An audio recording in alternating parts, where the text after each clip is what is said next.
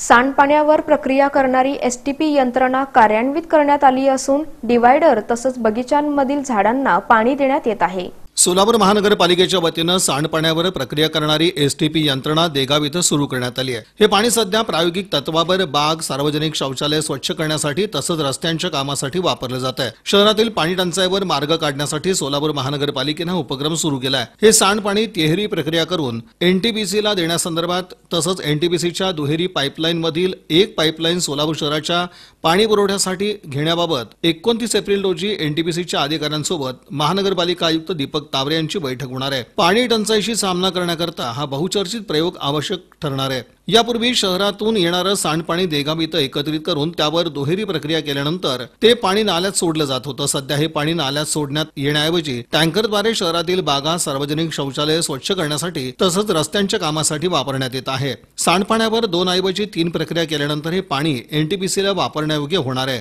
यापूर्वीच या संदर्भात एनटीपीसी आणि सोलापूर महानगरपालिका यांच्यात करार झालाय। या करारानुसार दररोज 52 MLT प्रक्रिया केलेले सांडपाणी महानगरपालिकेनं एनटीपीसीला देणं बंधनकारक आहे। सध्या एनटीपीसीसाठी उजनी धरणातून दुहेरी पाईपलाईनद्वारे पाणी घेतलं जातं। त्यातील एका पाईपलाईनद्वारे 75 MLT पाण्याची उचल केली जाते। प्रक्रिया केलेल्या सांडपाण्याच्या बदल्यात एनटीपीसीच्या 2 पाईपलाईनपैकी एक पाईपलाईन सोलापूर शहराच्या पाणी पुरवठ्यासाठी उपलब्ध झाल्यास शहरातील जलसंकट दूर होण्यास हातभार लागणार आहे। देगाव मलनिस्सारण केंद्रामध्ये 25 आणि 50 MLTचे असे 2 प्रकारचे पंप हाऊस आहेत। यामध्ये 2 प्रकारे येणाऱ्या घाणपाण्यावर ट्रीटमेंट केली जाते। पहिली म्हणजे प्रायमरी युनिट आहे। प्रायमरी युनिटमध्ये येणारा कचरा आणि जे काही गिर्ट आहे ते आपण सेपरेट करतो आणि सेकंडरी ट्रीटमेंटमध्ये या सिक्वेन्शियल बॅच रिॲक्टर आहे तिथे आपण त्याच्यावर बायोलॉजिकली ट्रीट करून MPCBच्या नॉर्म्सनुसार पाण्याची क्वालिटी मेंटेन करतो। गॅस जनरेशनसाठी आपण इथे कॉम्पिटेटिव्ह युनिट उभारलेलं आहे।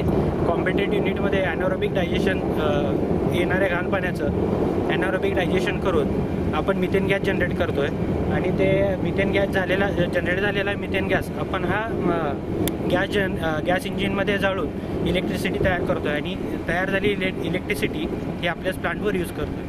25 MLT पंप हाऊसला 5 सबमर्सिबल पंप आहेत आणि 50 MLT पंप हाऊसला 5 सबमर्सिबल पंप बसवण्यात आलेले आहेत आणि त्याच्यानंतर 6 गॅस जेनसेट आहेत।